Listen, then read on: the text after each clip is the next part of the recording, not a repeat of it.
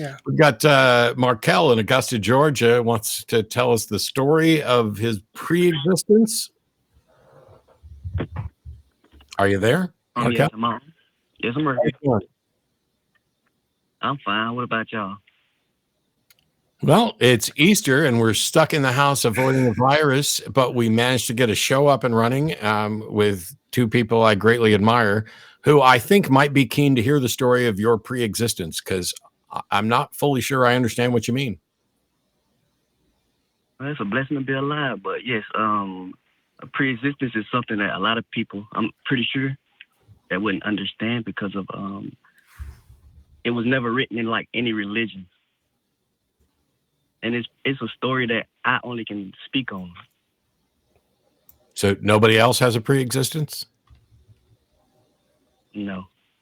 You're the only person in all of history that has a pre-existence? Yes. Okay.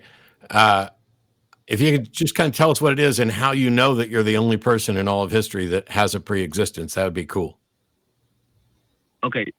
I'll just like tell you my story. But I do want to apologize to Eric and Andrew, I think that's his name, for my last talk I did with them. I missed and told them like they don't understand it, and I didn't mean it that way because of he said it was like nonsense, and I didn't want him to be like pretty much have animosity against me for it, like that lack of understanding. But I just want him to know like if you don't understand something, don't just say it's nonsense, because that just makes you more of a lack of understanding things. That's nonsense. Sorry, it was an easy joke. I had to say it. Go ahead. Tell us your story, Marco. Okay. The story of my pre-existence. Before time and space came into existence, I spoke life into existence. And then that's when I met God.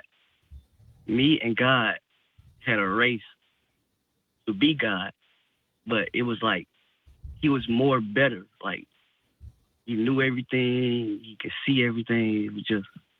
It wasn't something I was never better than. Pretty much how it is. So, Marquel, can I ask some questions? God is something. Oh, let me finish the story first. Well, no. I don't want to get distracted. No, because if there's not clarity at the beginning, then telling the rest of the story isn't going to matter.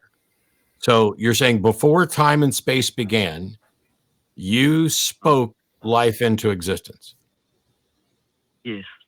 And then there was a competition between you and God about who got to be God. Did I catch that correctly? Yes. Was it a fiddle contest? I'm just curious. Yes, that's correct. Oh, it was a fiddle contest? So no, all right, let me get to the first problem. You say before time and space began, you spoke life into existence.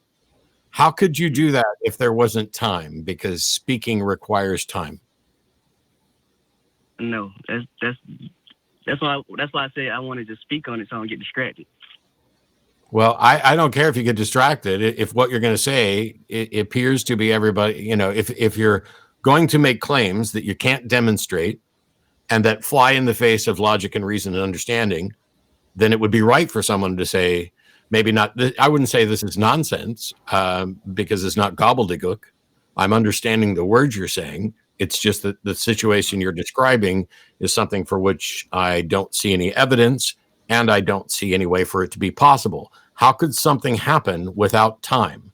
How could an action take place without time? Okay, and that's why I'm sorry to bother you on this, but that's why I wanted to explain it like as I go. I'm gonna explain it to you. So just to answer your question. I'm gonna answer your question. Just to answer your question. Okay. I spoke life before time came into existence. So I always existed. I never had a beginning. I always existed. But God existence, I don't know how it came into existence. I would never know. I can never tell you that. But I can tell you how it was, like how life came into existence. I spoke life into existence before time and space. How could there be life? How could there be life before time and space? Because I spoke it into existence. No, That's the origin of life. That's like saying you invented measurement before there was any way to measure. And that's when it comes to like something that's more of an ego. It's just something I can do. Like, it's something that that's when you say I'm the only one with a pre-existence. That's why I say yes, because it's something that becomes more than a consciousness. It becomes more than an ego. It becomes more than like a human can even understand. So that's why I want to break it down. Are you a human? I was sent into my human existence body. Are you human or not? Are you human or not? I'm human. I'm in a human body. Yes. So that means you can't understand it either. No, I completely understand it. You said a human can't understand it. I did not start off as a human being. Okay. If you can understand it, why is it that you can't explain it? And why is it that you don't see a problem with claiming you did temporal things in the absence of time? Because I'm explaining it to you. No, you're not. Okay. I see why you think the other guy won.